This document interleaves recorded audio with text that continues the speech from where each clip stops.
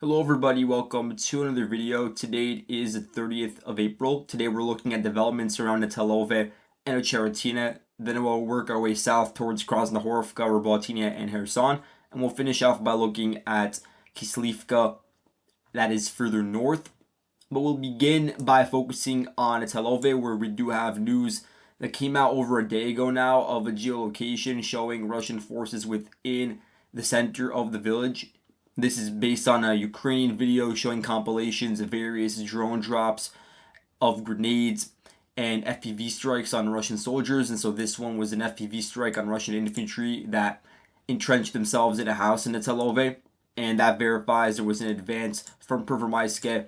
And if we measure the extent, it's about 1.5 kilometers westward. So the Russian forces over here, they advanced on foot. We can measure along this road, the E50 highway, and then along this road directly from Pervomaiske into Netailove. And the Ukrainians, as a result, we now know they hold perhaps half or even less of the village of Netailove. And you could see that it's sort of consolidating along this vertical road going northwards, which is a very important road on a local level. The reason why the Russian forces have been able to succeed in their advance here is just, first of all, they had the momentum in this region for a while, ever since they broke through the Ukrainian lines directly through Pervomaiske and directly to the east, and continued advancing and one by one clearing out Ukrainian strongholds in the northern part of Pervomaiske.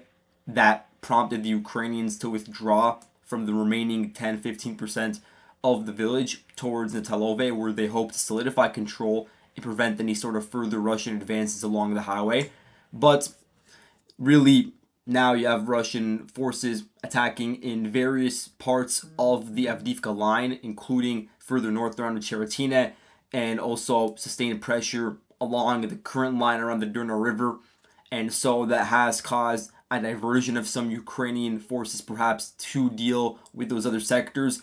And generally, the Russians had the momentum over here, and after several weeks of not attacking consistently on the front line, now they have restarted those frontline operations, and at the same time they've extended the Ukrainian troops' exhaustion by attacking further south along this vector, targeting Ukrainian positions in trenches and dugouts located in this cauldron that you see forming over here in blue.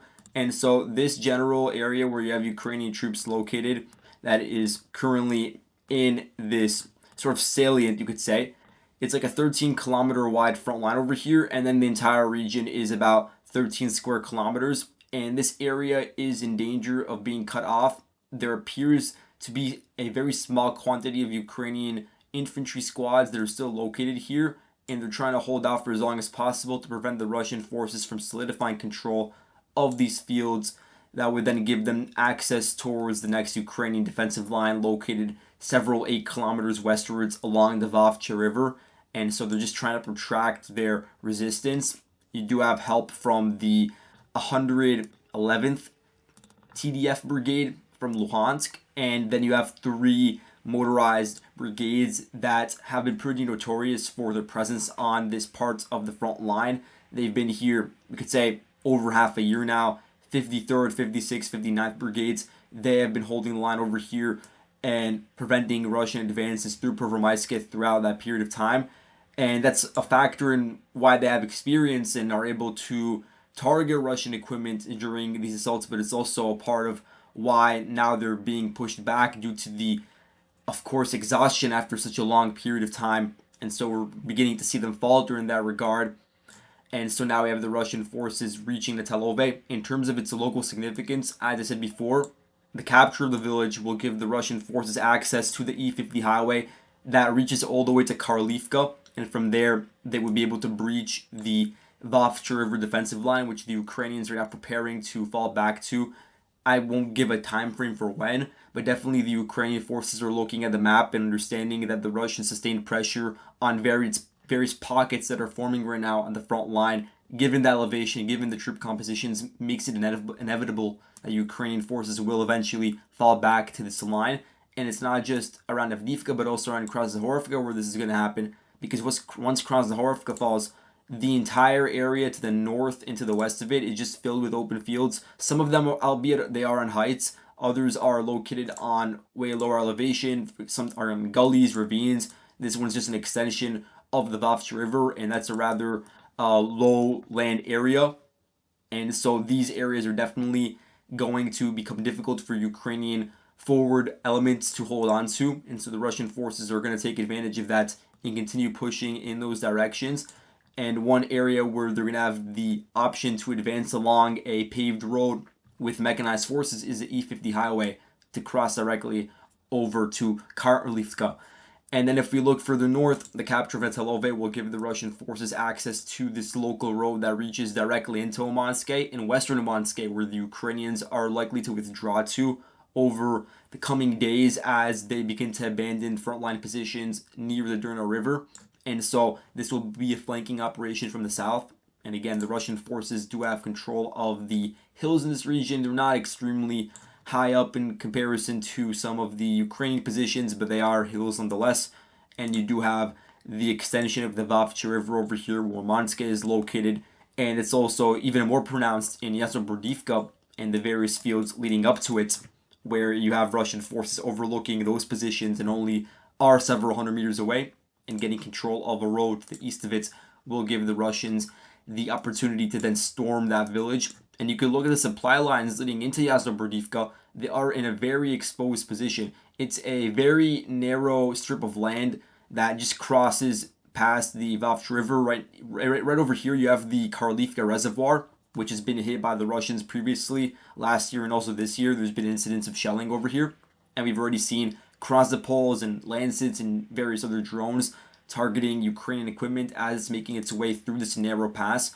And so when the Ukrainians eventually do have to withdraw from this area, if they do so in an unorganized manner and in a way that is very reactive and not pre-planned, then it could become difficult to move across a large amount of troops and equipment over such a narrow area at the same time, which could turn it into a choke point. And I think the Russians are looking out for that opportunity now, trying to get reconnaissance drones in the area, especially as it gets closer and closer to the line of contact. And of course, you do have Ukrainian defenses built on the other side of the Vovcha River. The thing about a lot of these defenses is that the Ukrainians, they started really building up fortifications at the beginning of the year, around January, but Zelensky gave the directive to do so in November. And a lot of that was based on the Vovcha River. But first, the Ukrainians focused on building up large fortified strong points and then extending the trenches to connect them together. And so at this point in time, going into May, the Ukrainians have not finished connecting it. They're still in the process of forming that. And it's going to become very difficult, and it already is, to connect those very strong points that you see on the map marked in yellow. And these are all Clement Molin's mappings of these specific trenches in yellow. So I'm going to link that in the description, of course. But that should give an idea of difficulties with holding the Vovcha River line if every single one of these trenches is not interconnected and the Russians could treat them in isolation and target them as such. As a quick reminder, the Russian units that are most active in this front include the 9th Marine Brigade, which is a DPR unit. A lot of this southern Avdiivka sector is just filled with DPR units, given the fact that it is so close to Donetsk and Donetsk Airport, where there was a very heavy battle. And you can see that in the units here, like you have the 110th Motorized Rifle Brigade, you have Somalia Battalion, Sparta Reconnaissance Battalion. They're very active with drones in this region. You have, if you go further north, you have the Slavyansk or 1st Slavic Motor Rifle Brigade. That's a rather large Donetsk unit that's been active around here. And then you have the 60th Tank Regiment. This is interesting. So as I said in my last video, you have the 90th Guards Tank Division. It's not fully committed. It's linear regiments to the line of contact yet. And it has 3, I believe, tank regiments and then 2 rifle regiments. And so those 2 rifle regiments haven't been committed yet. I've seen elements of one of the tank regiments further north, and then the 60th Tank Regiment has been active in the past several months west of Tonenke. And so there is a large tank component to this area where you do have open fields reaching towards the Vovcha River. And so just one example of that is 60th Regiment. And I believe in the coming weeks, there definitely will be an opportunity for Russia to send in additional elements from those tank regiments to exploit some of the gains that are occurring along highways. And if the Russians don't want to do that, then there's also the 27th Division that the Russians are in the process of forming. It's composed of several territorial motorized rifle regiments, And so a lot of those new infantrymen that are fresh, albeit they may have less experience, but they're not exhausted at the moment. These new recruits, they could be sent to the front line in these regions, or they could be sent and attached to other existing brigades to supplement their forces and replenish them. And here you have another example of a tank unit in this region. There's just a large accumulation of Russian vehicles around Tonenke. It's being used as a forward base to attack further westwards. Looking at Ocheretyne, we have some important updates. The Russian forces have fully solidified control, as you already know, and now we have some footage of that. We have footage of the Russian troops, specifically from the Bogdan Khmelnytsky battalion. And so this is an interesting unit because it's composed of Ukrainian prisoners of war who are now fighting on the Russian side. And so it's thought that last year it was reported that 200 Ukrainian POWs may have wanted to join, but it may be much less than that now because we just don't have any photos of that many forces in the units. We did see squads operating though in Ocheretyne from that unit, and so it's not a battalion size, but there definitely was a force involved in the fighting over here, and so they're just supplementing the existing units that are contributing to the main push. So you have 30th Motor Rifle Brigade continuing its offensive in this region, advancing along the rail line and its nearby paved road. Here we have verification of a Russian advance based on videos from the Ukrainian side. An FPV hit a Russian infantry position in a house just to the west of Ocheretyne. And so that again shows you that the rail line axis is very active. The Russians are taking advantage of it. So we could say that they advanced, you could say 500 kilometers westwards. And then the very interesting development is actually from the northwest, where the Russians advanced nearly 2.4 kilometers. And this was through open fields. I haven't seen any videos of Russian armor really being active over here. That could change in the future based on the roads that we see around here. But so far, it's mainly been infantry. Perhaps you have a lot of the support from the Arbat battalion that we have marked over here. They've been pretty active with some of these frontline operations and a lot of drone coordination. And so, according to Deep State yesterday, the Russian forces were able to get control over this juncture of these two tree lines where there don't appear to be any marked defenses. But just to the west, there are significant Ukrainian strong points that I talked about in earlier videos. I said that for Ukraine, it would be an imperative to hold the line around this particular defensive structure because by getting that area solidified, the Russian forces will be denied an access and entrance towards Novoalexandrivka to the north and the fortifications north of Sokil that are located to the south. But now it appears, based on Deep State's mapping, that those areas are a gray zone, and so it is a bit ambiguous whether the Ukrainians even are present there. But that does raise concerns about the Russian forces being able to exploit that Ukrainian withdrawal even further westwards to get control of these defenses and then continue pushing, especially along the paved road adjacent to the rail line, because so far we haven't seen any successful attempts by the Ukrainians to actually halt the Russian advance. The Russian advance along this road, though, you could see how it's getting thinner and thinner. So the Russian forces do need to solidify control of flanks, which could mean attacks towards Sokil, for instance, and they do need to make sure that their logistics are protected. But at the same time, there is a large opportunity for flanking from the north, flanking various Ukrainian trenches that were built up in anticipation that they would be attacked from the south. But now the Russian forces could be attacking them from the north. And the same thing with Novoalexandrivka. The Russian forces do have an opportunity to attack that village where you did have a lot of Ukrainian units withdraw towards. If the 23rd Mechanized Brigade is active, which it may not, it may have been withdrawn, or at least elements of it, to the strategic reserve in the area. And they would have withdrawn to Novoalexandrivka. And we know that the 100th Brigade withdrew some of their units. And then, of course, the Russian forces will continue to get control of heights that are overlooking Ukrainian positions and fields, even across the Vovcha River, which could put a really dent in Ukraine's longer-term planning for solidifying a line, a defensive line, a fallback line along the Vovcha River. But that's more so a longer-term endeavor. Looking at the current front line, though, we do have to keep an eye out for Novoalexandrivka, again located on rather low elevation. You do have this chain of towns that are all on valleys, like connecting like this on this current road. You could see the road mapped in yellow. I'll mark it, but there is a road that the Russians could reach and this is a very important vector because it reaches all the way to this highway. I think it's the T0504 highway, and this highway connects from Bakhmut to the northeast and passes through Krasnohorivka, of course, and then makes its way all the way to Pokrovsk. And so this is a very important road in order to shorten the amount of time that Ukraine could communicate from the rear in Donbass to the line of contact. And now the Russian forces, based on this new mapping, they are pretty close. Not obviously not within the range of like on foot being able to reach that area because it is 11 kilometers to the northwest.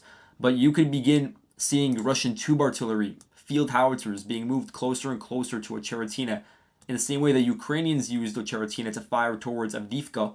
Now the reverse is happening, or could happen, with the Russian forces beginning the process of moving their howitzers towards that town and then being able to fire upon various Ukrainian troops or equipment that passes along this very important highway. So keep an eye out for that. These recent Russian advances also raise further questions about the state of Ukrainian defenses in Arkhangelsk, because now the Russians have increased momentum around Ocheretyne, and we know that they're in the process of combing Novokalinove and Keramik. We don't still have the full confirmation based on either side sources or based on geolocations to say that they captured both towns completely, but they are definitely in the process of clearing them. And you can see I changed the map to show that the Russian forces have taken over the majority of Novokalinove, with the rest of it likely being a gray zone. And the units that are involved in this Russian operation in these two villages include the 228th Motor Rifle Regiment, and then you have DPR units, the, let's mark it over here for you guys, the 132nd Motor Rifle Brigade. And so they're still active in this region. The 132nd has not seen much combat in this region, so it is a fresher units that could continue with the assault operations and may be reinforced by the 27th Division. And so they're going to have a route along local roads and along the ravine paths to advance further northwards with their infantry. And that poses a problem for Arkhangelsk's eastern flank. At the same time, we know there is a direct route from Ocheretyne into Arkhangelsk, and of course from the fields directly to the west as well. And so there will be a lot of pressure being put, and it could become an envelopment situation where three sides are being attacked. The Ukrainians, though, their entire defensive line over here, it extends further north, and so the Ukrainians do have a fallback to Kalinove, where there are various fortifications that have not been completed, but you could see that they are in the process of being developed, and so the Ukrainians may end up consolidating around that region. The problem is the Russian forces, at the same time, they can attack with their mechanized forces along the H20 highway now that they have direct access to it, and that creates a problem, a predicament for Ukrainian forces in Alexandropil that are currently holding strong. They're not being assaulted head on, but they are in a very strong place at the moment because Alexandropil is on a hill overlooking Russian frontline positions in Novobakhmutivka. And so the Russian forces would, of course, want to eliminate the strong points, and they would like to eliminate the Ukrainian advantage at that village. And at the same time, advancing along the H20 highway would give the Russian forces that are currently attacking towards Kalinova, for instance, as a next stepping stone. It would give them that mechanized support from the eastern flank. And if we look for a second at the bigger picture, and we're looking now a bit farther ahead, you could see that the Ukrainian trenches, vehicle revetments, various dugouts, these anti-tank ditches, for instance, that they've built across the line of contact in the past 6 months, they do have a plan along to basically work in tandem and connect to each other along the Vovcha River. And then it extends further north, and as we said, it goes through Kalinove. And you could see how the Ukrainians already did anticipate that there would be a Russian vector of attack that would be extremely strong along this area north of Ocheretyne. You could see how the defense was built in a way that would, in the future, at least try to absorb it, but it's just that the Russian attack and exploitation of the breakthrough happened while they were still in the process of building up, and so a lot of those plans will not be futile. But regardless of that, you could see how the Ukrainians are, based on their defensive lines, they would not like for Toretsk to be encircled. You could see how, for instance, the Russian forces, they have a very strong vector of attack that's only second to the Avdiivka offensive in terms of the resources and units being poured in to attack along the line of contact. And you could see how advancing along the T0504 highway and advancing along the H20 highway, that in the bigger picture, that puts a threat on Krasnohorivka. It puts a threat on various villages north of Toretsk. And so that puts a threat on Toretsk by proxy, because then the village, or it's not even a village, it's a rather large city, it would be threatened on the northern and southern flanks. And you could see how Toretsk is actually the last major city that the Ukrainians have under their control that is near the original ceasefire line from 2014. And this is a forward hub for Ukrainian logistics, of course, or for their command, but to a lesser extent than other cities in Donbass, because it is closer to the line of contact and it isn't a part of the front line that is less active. But there's also a lot of Ukrainian artillery groupings around here that fire towards Horivka, or could fire with longer range systems perhaps towards Donetsk and Makiivka. And so definitely the Russians, they would like to get rid of this final Ukrainian node that is near the Donbass line, and that would basically throw out any sort of hopes for Ukraine ever in the long term having an opportunity to attack and regain territory in this region.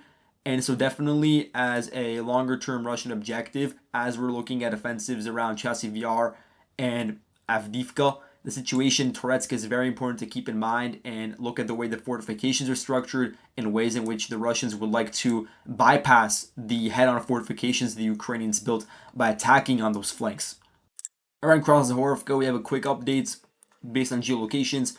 This is actually a geolocation I should have marked, but it's from the 26th of April, showing the course of the Russian mechanized assaults, which it had various groupings of vehicles with a tank leading the charge, and then having other smaller tanks and APCs, MTLBs accompanying it, and then advancing towards various entrances to the industrial zone, and then dismounting troops and withdrawing towards their firing positions. And so in one such incident, we had the Russian forces reaching all the way to this western section of the residential areas in Krasnohorivka, and so this would be the farthest extent of the Russian advance westwards. I think it's like a 400, 500 meter advance westwards from my previous mapping of the situation, which means only the Ukrainians only have control of this region to the south of the industrial zone.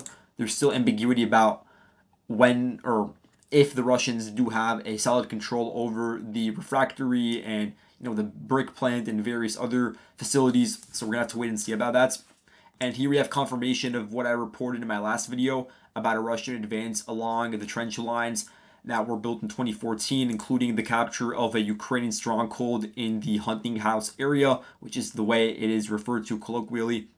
And so now the Russian forces are verified to be in control of some of these fortifications, and additionally a road that runs to the east of Krasnohorivka northwards. And this is based on a video of a Ukrainian drone crew dropping grenades onto Russian soldiers, and not just in the house, but also in the trenches that are nearby. Right before I was recording this video around Robotyne, we received some interesting reports from the Russian side from rather small Telegram channels. So of course, this is still not something that has reached frontline news, or I guess the major headlines. But we know that over the past week, there has been a minor push by Russian forces in the field to the southeast of Robotyne. And recently there was Ukrainian drone footage showing their destruction of several Russian motorcycles that were attempting to advance further northwards and occupy various Ukrainian defensive positions on the outskirts of Robotyne. And so definitely there has been a slight uptick in activity around here. But I did read a post from a Russian Telegram source, and there's an accompanying video where they claim that they got full control over Robotyne, specifically the 2nd Battalion of the 71st Motor Rifle Regiment. And they claim that there was a battle, the Russian forces occupied the residential areas, and then they showed drone footage of one specific Ukrainian infantry squad withdrawing along a road that is supposed to be around the northern sections of the village. I still can't verify it because we don't have a geolocation. I didn't have time to geolocate it myself, but I think the geolocation for the video will come out while I'm sleeping, and so we'll know by then if this is actually true. We'll know the veracity, because there was also a Russian flag hoisted in one of the houses in the village, and so once we get that geolocation, we'll know if it was in a Russian-controlled area or a Ukrainian-controlled. Now, looking at Kherson, I haven't mentioned this part of the front in a very long time, just due to time constraints. But what we'll see is that yesterday, Zirsky, the commander-in-chief of the AFU, he claimed that they got control of Nestriga Island, and this was then repeated by Deep State, and then a lot of other mappers changed their front lines to reflect this. And so it appears the Ukrainians did get control, although we don't have footage yet of Ukrainian troops raising their flags. And we do get pretty often videos, whether it be from Krinky, where the Ukrainians recently expanded control in that village, or in other towns that are in between the Russian and the Ukrainian sides of the river, respectively. We do get videos of the Ukrainians raising their flags, so I would expect something like that. This island itself, it doesn't have many houses. It's a relatively sparsely populated area, but there is a lot of cover when it comes to the forested areas over here for DRG groups. So I assume that the Ukrainians now increased the presence of reconnaissance forces in this region, but nothing too large, just due to how close it is to the front line, due to how low the elevation is around here. It is difficult to move in a large number of forces, whether it be on boat or just on foot, to some of these islands, due to the Russian reconnaissance drones operating in the area and due to artillery that is stationed like 10 15 kilometers away from the front line on hills overlooking the entire river valley. But yeah, the Ukrainians did get control of this island. And if we look at the composition of Ukrainian forces over here, you'll understand that it is a lower priority for them. They have 3 territorial defense brigades that are mainly involved with holding the river line. So actually, I stand corrected. It's closer to 5 territorial defensive brigades in this region, and you can see them mapped out over here. And the fact that they are TDF units that should give an idea of the Ukrainian priorities. But besides that, there are National Guard units. There's like 10 drone groups operating here. So they're very active in assisting the Ukrainian Marines that are also active around Krinky in their continued operations there. And then you have some like smaller police units or specific independent regiments. And lastly, looking at the Kupiansk front, specifically at the village of Kyslivka, we do have a video that confirms the Russian advance. This is already like 24 hours ago in terms of news, but I didn't upload yesterday. So just as a refresher, Russian forces established positions within the center of the village, more so on the eastern side, and the Russians raised their flag, of course. In Kyslivka, they crossed over the rail line, which is a more important position. Kyslivka itself is located on the heights, and I believe so is Kotlyarivka. So this entire chain of towns is in a relatively higher elevation compared to the surrounding areas, especially around this highway. And same thing goes for Ivanivka and Stepovo Novoselivka, all on relatively high elevation. And so now the Russian forces, based on their foothold in eastern Kyslivka, which if we look at the advance itself, it's like 700 meters southwestwards, they do have an opportunity to get control of the entirety of the village and also advance along this key road further south and take Kotlyarivka, which is now enveloped on 3 sides. And at the same time, we have information of Russian forces advancing south of Tabaivka, southwest towards Pischane, which does make sense because Pischane, it is one of the last Ukrainian villages in this entire front line that is between Kharkiv and Luhansk before reaching the Oskil River line, where you don't have many prepared Ukrainian defenses.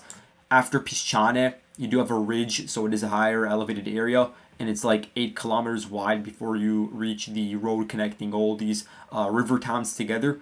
And so Pischane is really the final village where you have Ukrainian TDF units, for instance, that are holding the line. And it is a relatively wide town, so it is difficult to take, but the Russian forces are trying to at least gain a foothold into that region.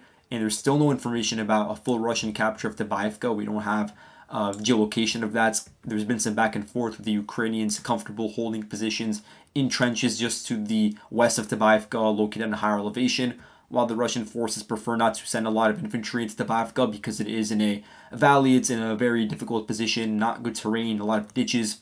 And so for now, the situation there has not changed. And looking at the bigger picture, the reason why the Russians want to get control over these 4 towns, this cluster of villages, you could say, is because, again, it gives direct access along the highway to Petropavlivka and to Kupiansk, and that would be a way for Russian mechanized forces to advance pretty quickly. It would be a way for them to, of course, flank the city itself, and it would be a way for them to, of course, get control of such an extensive piece of land and already reach the river line in a way that they've been unable to do by head-on attacks on villages on the northern flank, for instance, around Sinkivka. On the Kupiansk front, the Russian forces do have a large accumulation of tank regiments, and they're usually from the 4th or 47th Tank Divisions, so that's the unit that also recorded the flag-raising video in Kyslivka. You have very active Unit 26 Tank Regiment in this region You have a Spetsnaz unit also, but you have Bars 9 volunteers operating. So there's a wide array of Russian units operating, as you can see on the map as I'm clicking on the various units. And then here's the 47th Division.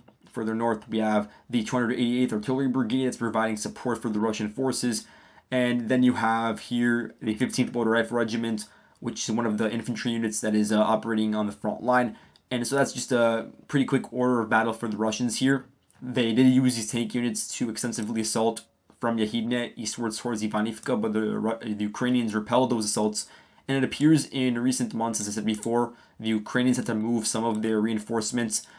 They had to move them away from this part of the front line and southwards towards Chasiv Yar and Avdiivka, and that depleted some of the manpower around here. And it was sort of supplemented by territorial defense units, and those are again lower caliber units. But even from those units, you had, for instance, from the 104th Brigade, some of its battalions were also moved to Avdiivka, and so the manpower situation and the quality was degraded over recent months, and the Russians took advantage of that.